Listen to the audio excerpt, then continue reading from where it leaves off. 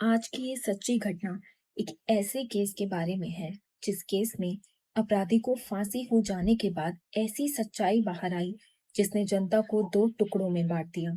जहां एक तरफ कुछ लोग ये कह रहे थे कि वो अपराधी था, उसके साथ जो कुछ हुआ वो बिल्कुल सही हुआ और उसे फांसी ही होनी चाहिए थी। लेकिन दूसरी तरफ कुछ लोगों का ये भी कहना था कि वो बेगुनाह था, किसी और ने उसको फंसाया, उसने ये जुर्म किया ही नहीं था। लेकिन इस पूरी घटना की सच्चाई को जानने के लिए हमारे साथ आखिर तक बने रहिए। वीडियो में आगे बढ़ने से पहले हमारे चैनल को सब्सक्राइब और वीडियो को लाइक करना ना भूलें। समाज में हो रही ऐसी दिल दहला देने वाली घटनाओं से रूबरू होते रहें ताकि आप भी सावधान रहें। वेस्ट बंगाल की राजधानी कोलकाता के भवानीपुर इलाके में आनंद अपार्टमेंट नाम की एक सोसाइटी थी और इसी सोसाइटी की बिल्डिंग की तीसरी मंजिल पर एक परिवार रहता था। इस परिवार के मुखिया नागरदास पारेख थे। अपनी पत्नी और दो बच्चों के साथ वो यहाँ रहते थे, बेटा भावेश पारेख और बेटी हेतल पारेख। साल 1987 में ये परिवार गुजरात से भवानीपुर आकर रहने लगा था। नागरदास का ज्वेलरी का बिजनेस था जो कि कोलकाता में अच्छा खासा चल रहा था। नागरदास और उनका बेटा ज्वेलरी की दुकान पर काम करते। उनका परिवार हंसी खुशी अपनी जिंदगी बिता रहा था। पारेख फैमिली के आनंद अपार्टमेंट्स में आने से कुछ वक्त पहले ही इस आनंद अपार्टमेंट में एक सिक्योरिटी एजेंसी के जरिए एक नए सिक्योरिटी गार्ड को अपॉइंट किया गया जिसका नाम था धनंजय चैटर्जी। साल 1989 में धनंजय ने एक लड़की से शादी कर ली थी जिसका नाम था पूर्णिमा, जो एक आंगनवाड़ी वर्कर थी। धनंजय ने पूर्णिमा से ये कहकर शादी की थी कि वो बीएसएफ का जवान है। लेकिन शादी के बाद पूर्णिमा को पता चला कि धनंजय तो किसी अपार्टमेंट में सिक्योरिटी गार्ड की नौकरी करता है। लेकिन अब तो शादी हो चुकी थी और पूर्णिमा को मजबूरन इस सच्चाई को स्वीकार करना पड़ा, जिसके बाद वो सब कुछ भुलाकर खुशी खुशी रहने लगी। 1990 का साल शुरू हुआ। नागरदास की बेटी हेतल पारेख 10वीं कक्षा में पढ़ती थी और अपने बोर्ड्स के लिए वो सुबह 7:30 बजे घर से निकलती थी। दोपहर के 1 बजे एग्जाम खत्म होने के बाद वो घर वापस आ जाती।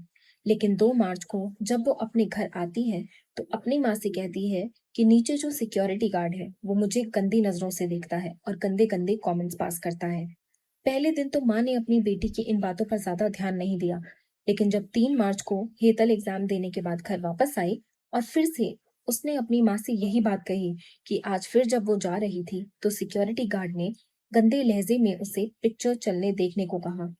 इस बार हेतल की माँ को गुस्सा आ जाता है।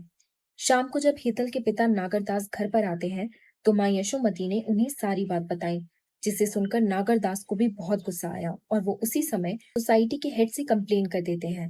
सोसाइटी की कमेटी कंप्लेन को देखते हुए एक्शन लेती है और सिक्योरिटी गार्ड धनंजय चैटर्जी की जगह किसी और को वहां पर अपॉइंट करती है। मगर अगले दिन धनंजय वापस सुबह के 6 बजे आनंद अपार्टमेंट्स में ही आ जाता है और अपनी ड्यूटी शुरू कर देता है। इधर पारेख फैमिली की बात करें तो सुबह ही नागरदास और उनका बेटा अपने काम पर चले गए। सुबह 7:30 बजे तक उनकी बेटी हेतल भी अपने एग्जाम के लिए गई और माँ घर पर थी। दोपहर में 1 बजे तक हेतल अपना एग्जाम देकर घर वापस आती है। यहाँ तक तो सब कुछ ठीक था, लेकिन हर रोज की तरह शाम के 5 बजे हेतल की माँ यानी यशोमती बेन पूजा करने के लिए पास के ही मंदिर में जाती है। सिक्योरिटी गार्ड धनंजय चैटर्जी की शिफ्ट दोपहर 2 बजे खत्म हो जाती है, लेकिन वो शाम के 5 बजे तक अपने घर नहीं जाता। नाइट शिफ्ट वाले सिक्योरिटी गार्ड अब आ चुके थे, यानी धनंजय अब ऑफ ड्यूटी हो चुका था। उसने वही सिक्योरिटी गार्ड रूम में अपनी यूनिफॉर्म को उतारकर अपने घर वाले कपड़े पहन लिए। उसने क्रीम कलर की शर्ट और पैंट पहनी। धनंजय ने यशोमती को मंदिर जाते हुए देखा और अपने साथी सिक्योरिटी गार्ड से कहा कि मैं 3rd फ्लोर पर जा रहा हूँ और अभी वापस आ जाऊंगा। नाइट शिफ्ट वाले गार्ड ने 3rd फ्लोर पर जाने का कारण पूछा तो धनंजय ने कहा कि मुझे सिक्योरिटी एजेंसी के मालिक से बात करनी है। उनको बताना है कि मैं जल्द ही नई जगह पर ड्यूटी ज्वाइन कर लूंगा। इतना कहकर धनंजय लिफ्ट से 3rd फ्लोर पर चला जाता है और हेतल पारेख का घर भी इसी 3rd फ्लोर पर था। क्योंकि ये सन 1990 की घटना है और उन दिनों हर किसी के पास टेलीफोन नहीं हुआ करता था, लेकिन हेतल पारेख के घर पर एक टेलीफोन था। धनंजय 3rd फ्लोर पर जाता है, लेकिन वो जिस सिक्योरिटी एजेंसी के लिए काम करता था तभी उसके मैनेजर आनंद अपार्टमेंट में आ जाते हैं। वो नाइट शिफ्ट वाले गार्ड से पूछते हैं कि क्या आज मॉर्निंग शिफ्ट में नए गार्ड ने रिपोर्ट किया था। नाइट शिफ्ट वाले गार्ड ने बताया कि नहीं सर, वो तो नहीं आया। अभी तक तो धनंजय ही ड्यूटी कर रहा था। मैनेजर उससे पूछते हैं कि अभी धनंजय कहाँ है। गार्ड बताता है कि वो तो थर्ड फ्लोर पर कुछ काम करने के लिए गया है, अभी थोड़ी देर में आ जाएगा। मैनेजर उसको बुलाने के लिए कहते हैं। धनंजय नीचे आता है। मैनेजर उसको अपने पास बुलाते हैं और पूछते हैं कि तुमको तो कहीं और रिपोर्ट करना था, तुम वहां क्यों नहीं गए। धनंजय कहता है कि कुछ निजी कारणों के चलते मैं वहां नहीं जा पाया, लेकिन आप चिंता मत करिए, मैं कुछ ही दिनों में अपनी नई ड्यूटी ज्वाइन कर लूंगा। दोनों के बीच थोड़ी और बातचीत होती है, जिसके बाद मैनेजर वहां से चले जाते हैं। अब हेतल पारिक की माँ मंदिर से अपने घर आती है और अपार्टमेंट की डोरबेल बजाती है। वो थोड़ा इंतजार करती है, लेकिन दरवाजा नहीं खुलता। जब कई बार बेल बजाने के बाद भी दरवाजा नहीं खुला, तो वो दरवाजे को जोर जोर से पीटने लगती है, लेकिन अंदर से कोई रिस्पॉन्स नहीं मिलता। वो अपनी बेटी को आवाजें लगाती है और उनकी आवाज सुनकर पड़ोस के कुछ लोग इकट्ठा हो जाते हैं। सभी लोग मिलकर दरवाजे को तोड़ने की कोशिश करते हैं, जिससे थोड़ी देर में दरवाजा टूट जाता है। हेतल की माँ घर के अंदर जाती है, साथ में कुछ पड़ोसी भी थे। घर के अंदर सारा सामान बिखरा हुआ था। फिर माँ अपनी बेटी के रूम में जाती है, लेकिन अंदर जाते ही उनकी चीख निकल गई, क्योंकि अंदर उनकी बेटी हेतल पारेख लहूलुहान पड़ी थी। शरीर पर चोट के निशान थे, कपड़े फटे हुए थे। अपनी बेटी को इस हाल में देख यशोमती तुरंत अपने पति नागर दास को टेलीफोन के जरिए कॉल करके हेतल के बारे में बताती है। नागर दास और हेतल का भाई घर आते हैं और धीरे धीरे ये खबर पूरी बिल्डिंग में फैल गई। रात के 9 बजे पुलिस को फोन करके बुलाया गया। पुलिस आनंद अपार्टमेंट में आती है और बॉडी को पोस्टमार्टम के लिए भेज दिया जाता है। इसके बाद पुलिस घर की छानबीन शुरू करती है। छानबीन के दौरान क्रीम कलर का एक बटन मिलता है, जो किसी शर्ट का लगता था, और एक गले की चेन मिलती है। इस चेन को देखकर पड़ोस में काम करने वाले एक सर्वेंट ने क्लेम किया कि ये उसकी है और यहाँ आने के बाद शायद भीड़ भाड़ में गिर गई होगी। पुलिस को बटन और चेन के अलावा भी सर्कमस्टेंशियल एविडेंस मिलते हैं, जैसे खून के सैंपल, फटे हुए कपड़े वगैरह। पुलिस लोगों से पूछताछ शुरू करती है। हेतल के पिता कहते हैं कि मेरी बेटी को धनंजय नाम का एक सिक्योरिटी गार्ड परेशान करता था। मैंने उसके खिलाफ सोसाइटी में कंप्लेंट भी दर्ज कराई थी, जिसके बाद उसका ट्रांसफर हो गया था। 5 मार्च को उसको दूसरी जगह ड्यूटी ज्वाइन करनी थी, लेकिन वो वहां नहीं गया और यहीं अपार्टमेंट में रुका रहा। मुझे शक है कि इस घटना के पीछे उसी का हाथ होगा। उनकी गवाही के बाद पुलिस की एक टीम धनंजय की तलाश शुरू कर देती है। बिल्डिंग के आसपास देखा जाता है, लेकिन धनंजय कहीं नहीं मिलता। जब हेतल की माँ से पूछताछ की जाती है, तो उन्होंने कहा कि मैं जब कल शाम को मंदिर से वापस घर आई, तो लिफ्ट मैन ने मुझे बताया कि उसने धनंजय को मेरे अपार्टमेंट की तरफ जाते हुए देखा था। हेतल की माँ ने ये भी बताया कि उनके घर से एक घड़ी गायब है। शायद धनंजय घर से निकलते समय उस घड़ी को चुरा कर ले गया।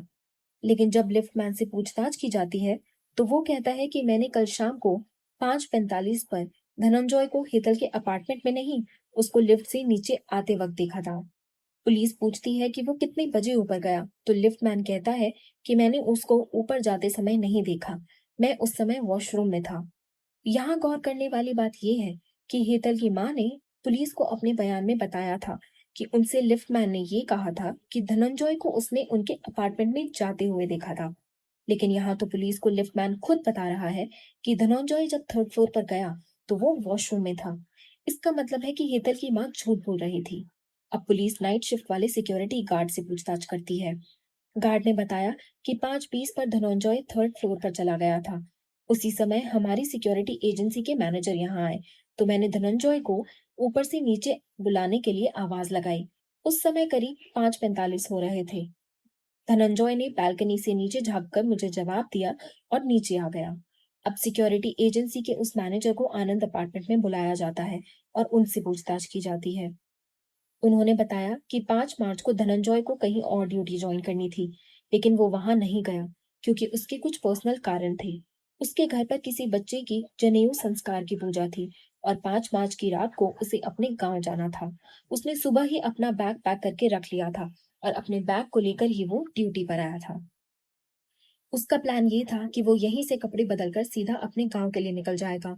इधर हेतल के पोस्टमार्टम की रिपोर्ट आई, जिसमें पता चला कि हेतल के शरीर पर चाकू के निशान थे, लेकिन इन सबसे पहले हेतल का गला घोंटा गया था।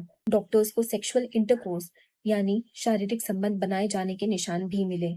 चाकू के निशान के अलावा कई और इंजरीज भी थी। 5 मार्च को ये घटना घटी थी और 12 मई को, यानी 2 महीनों के बाद, पुलिस धनंजय को उसके गांव से अरेस्ट कर लेती है। घर की तलाशी में पुलिस को वो कपड़े भी मिल जाते हैं जिन्हें धनंजय ने वारदात वाले दिन पहना था, और वो घड़ी भी जो उसने पारिक फैमिली के घर से चोरी की थी।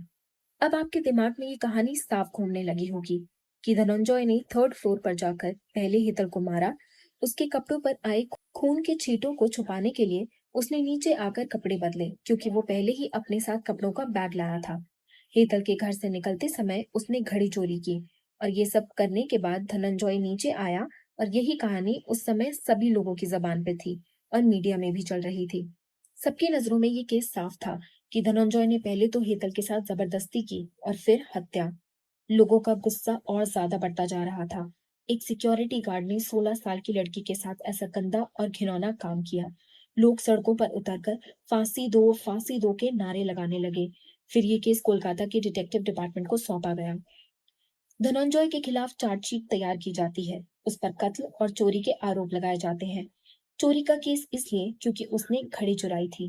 पुलिस को जो भी एविडेंस क्राइम सीन पर मिले वो सभी सर्कमस्टेंशियल एविडेंस थे, यानी कोई भी डायरेक्ट एविडेंस नहीं था। कोई भी डायरेक्ट विटनेस नहीं था जिसने धनंजय को हेतल के अपार्टमेंट में जाते हुए देखा हो या बाहर आते देखा हो। क्राइम सीन से जो चेन मिली वो भी पड़ोस के काम करने वाले सर्वेंट की थी, और जो क्रीम कलर का बटन मिला वो धनंजय के घर से मिली क्रीम कलर की शर्ट से मैच कराया गया। लेकिन फॉरेंसिक टीम कंफ्यूज थी कि ये बटन इसी शर्ट का है या नहीं। अलीपुर सेशन कोर्ट में मुकदमा शुरू हुआ, और जितने भी गवाह मिले वो सबके सब कोर्ट में आते ही अपने बयान से पलट गए। पड़ोस में काम करने वाले सर्वेंट, जिसकी चेन हितल के घर से मिली थी, वो कहता है कि मैंने वो चेन धनंजय को गिफ्ट में दी थी, और जब धनंजय हितल के घर पर आया तो चेन वहीं गिर गई होगी। बाकी के गवाह भी ऐसे ही अपनी अपनी कहानी सुना रहे थे, जैसे उन्हें पूरा विश्वास हो कि धनंजय ने ही इस वारदात को अंजाम दिया है। पुलिस ने भी अपनी रिपोर्ट इन गवाहों के आधार पर ही तैयार की थी। धनंजय चैटर्जी बार बार कहता रहा कि इस सब के पीछे उसका कोई हाथ नहीं है। उसने हेतल को नहीं मारा। उसने कहा कि वो तो किसी के कत्ल के बारे में सोच भी नहीं सकता। इधर अलीपुर सेशन कोर्ट ने सारे सबूतों और गवाहों को देखकर और समझकर धनंजय को फांसी की सजा सुना दी। ये मामला कोलकाता के हाई कोर्ट में गया, और वहां भी धनंजय को फांसी की सजा सुनाई गई। सुप्रीम कोर्ट ने भी सुनवाई में माना कि इस आदमी के ऊपर लोगों की सुरक्षा की जिम्मेदारी थी, क्योंकि ये सिक्योरिटी गार्ड था, लेकिन इसने तो एक घिनौने क्राइम को अंजाम दिया है।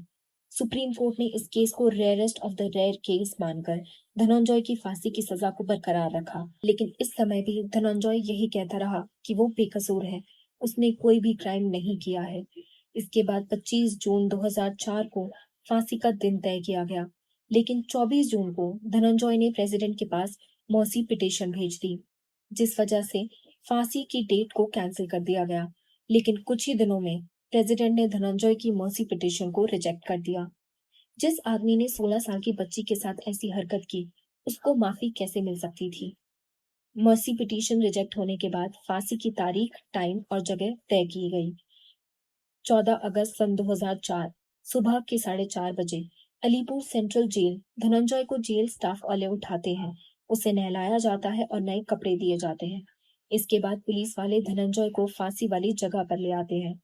जाते हुए धनंजय ने एक पुलिस वाले से पूछा, क्या मेरे मरने के बाद भी ये इन्वेस्टिगेशन चलती रहेगी और क्या असली कातिल पकड़ा जाएगा? लेकिन पुलिस वाले ने उसे जवाब नहीं दिया। अब ये लोग धनंजय को लेकर फांसी वाले कमरे में पहुंचे और सारी औपचारिकताओं को पूरा किया गया। धनंजय अपने आखिरी समय में भगवान से प्रार्थना करता है कि उसका घर और परिवार सब सुखी रहे, स्वस्थ रहे।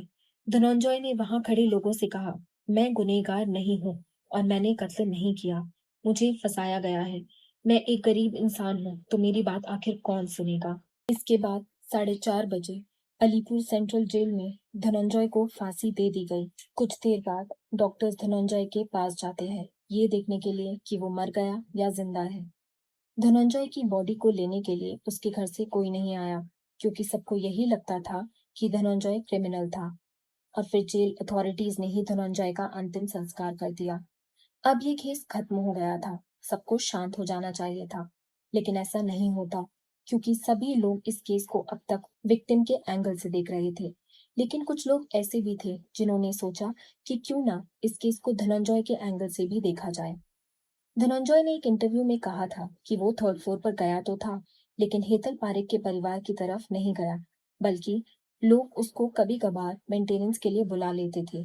किसी की कोई भी चीज खराब हो जाती तो वो उसे ठीक करता या फिर उसे रिपेयरिंग शॉप पर भिजवा देता। और इंटरव्यू में ये भी बताया कि उसने कभी हेतल के साथ बदतमीजी नहीं की थी, बल्कि वो तो वहां किसी से बात ही नहीं करता था, अपने काम से काम रखता। जब कोई उसे किसी काम के लिए बुलाता तो तभी वो उनसे बात करता। लेकिन एक और कहानी थी जिस पर नजर कुछ साल बाद पड़ी, और ये कहानी थी धनंजय के नजरिए से। फांसी के फंदे पर चढ़ते वक्त तक धनंजय यही कहता रहा कि वो निर्दोष है, उसने कभी अपना जुर्म स्वीकार नहीं किया। दूसरी कहानी कई साल बाद सामने आई जब Indian statistical institute of Kolkata के दो स्कॉलर्स ने इस केस का एनालिसिस करके कुछ नए तथ्य सामने रखे। फॉरेंसिक एक्सपर्ट्स ने बताया कि धनंजय के कपड़ों पर खून का कहीं कोई निशान नहीं था। इस मामले में उंगलियों के निशान महत्वपूर्ण सुराग हो सकते थे, लेकिन पुलिस को घटनास्थल से या हेतल के शरीर से धनंजय के कोई निशान या कोई फिंगरप्रिंट नहीं मिले। हेतल के शरीर पर चाकू के 21 निशान थे, लेकिन वो चाकू कभी कोर्ट में पेश नहीं हुआ। अगर बात करते हैं गवाहों की, तो पहला गवाह एक दूसरा गार्ड था जिसने दावा किया था कि 5:45 पर उसने धनंजय को आवाज दी थी और उसने बालकनी से नीचे झांक कर देखा था। एक और व्यक्ति था, एक लिफ्टमैन, जिसने पहले इस बात पर हामी भरी थी, लेकिन बाद में वो अपने बयान से पलटा। उसने बताया कि धनंजय को 5:45 पर उसने नीचे आते देखा था, लेकिन ऊपर जाते हुए नहीं। दोनों गवाहों की बातें आपस में मेल नहीं खा रही थी।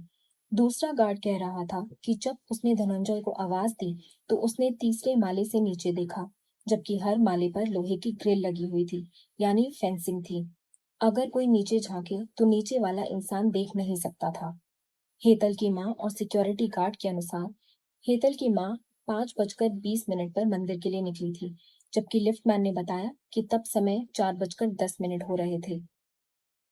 जब गवाहों के अनुसार धनंजय 5:20 पर बिल्डिंग में हेतल के फ्लोर पर गया और 5:45 पर बाहर भी आ गया, यानी इस पूरे कांड को अंजाम देने के लिए धनंजय के पास सिर्फ 20 मिनट थे। इस बीच उसने अपना नाम पुकारे जाने पर बाहर निकलकर जवाब भी दे दिया था, और धनंजय के घर से बरामद हुई घड़ी को लेकर भी कई सवाल उठाए गए, क्योंकि उस दिन अपार्टमेंट में और भी कई चीजें थी, लेकिन गायब सिर्फ घड़ी हुई। जांच में चोरी हुई घड़ी और धनंजय के पास से बरामद हुई घड़ी के सीरियल नंबर भी मैच नहीं हुए थे। फॉरेंसिक एविडेंस के अनुसार हेतल के अंडरगारमेंट्स में सीमेन के निशान पाए गए, लेकिन कोई भी डीएनए टेस्ट नहीं करवाया गया। घटनास्थल से मिले खून के निशान भी धनंजय के खून से मैच नहीं हुए। पोस्टमार्टम रिपोर्ट में सेक्सुअल इंटरकोर्स की बात थी, लेकिन रेप किए जाने या जबरदस्ती की कोई बात नहीं थी। एक सवाल ये भी था कि अगर हेतल ने धनंजय द्वारा छेड़े जाने की शिकायत की थी, तो हेतल ने उसे अंदर क्यों घुसने दिया? जब हेतल की मां घर पहुंची तो दरवाजा अंदर से बंद था। बाहर निकलकर धनंजय दरवाजा अंदर से कैसे बंद कर सकता था? और हेतल तो मर चुकी थी, उसने दरवाजा कैसे लगाया? एक बात ये भी पता चली कि जिस गार्ड ने धनंजय के खिलाफ गवाही दी थी, धनंजय ने खुद उसके खिलाफ अपने सुपरवाइजर से कंप्लेंट की हुई थी। कॉन्फ्लिक्ट ऑफ इंटरेस्ट पर भी अदालत में ध्यान नहीं दिया गया। ऑफिशियली कहानी के अनुसार हेतल की मौत के बाद उसकी मां उसे डॉक्टर के पास लेकर गई, जबकि वो पहले ही मर चुकी थी। पुलिस को इसके बारे में 3 घंटे बाद क्यों बताया गया? सुनवाई के बाद हेतल की मां ने शहर क्यों छोड़ दिया, और कई बार वो ट्रायल में भी नहीं आए, और जल्द ही हेतल के पिता और भाई ने भी शहर छोड़ दिया। धनंजय के खिलाफ जिस शिकायत की बात की गई थी, उसकी कॉपी कभी कोर्ट में पेश नहीं हुई। सबूतों की जिस लिस्ट को अदालत में पेश किया गया, उस पर किसी चाय वाले के हस्ताक्षर थे। इन सब दलीलों को सुनकर भी कुछ लोग धनंजय को मिली फांसी की सजा से सहमत हो सकते हैं, जो गलत नहीं है। बिल्कुल संभव है कि इस मामले में दोषी धनंजय था, लेकिन एक बात समझना जरूरी है, और वो बात ये कि न्याय इंसान का बनाया हुआ कॉन्सेप्ट है, यानी कुछ गलत हो तो उसकी सजा मिलनी चाहिए, लेकिन झूठ भी इंसान का बनाया हुआ ही कॉन्सेप्ट है। इसीलिए किसी के कह देने भर से कोई दोषी नहीं होता। सजा देने और न्याय दिलाने के लिए कानून बनाए गए हैं, जिसका पालन अगर सावधानी से ना किया जाए तो किसी गुनहगार को छूट मिल सकती है और किसी बेगुनाह को फांसी। क्योंकि कानून इंसानी सिस्टम है, इसलिए गलतियां होना लाजमी है। कानून का मूल भाव ये माना गया है कि गलती से गुनहगार छोड़े जाएं, तो ये स्वीकार्य होगा, लेकिन गलती से किसी बेगुनाह को सजा हो जाए, कतई स्वीकार नहीं होगा। ये बात फांसी के केस में तो और ज्यादा जरूरी हो जाती है, क्योंकि आम सजा में गलती हो जाने पर व्यक्ति को रिहाई या हर्जाना मिल सकता है, लेकिन फांसी में ये मुमकिन नहीं। फांसी की सजा देते समय ये ध्यान देना बहुत जरूरी होता है कि मामला रेयरेस्ट ऑफ द रेयर हो।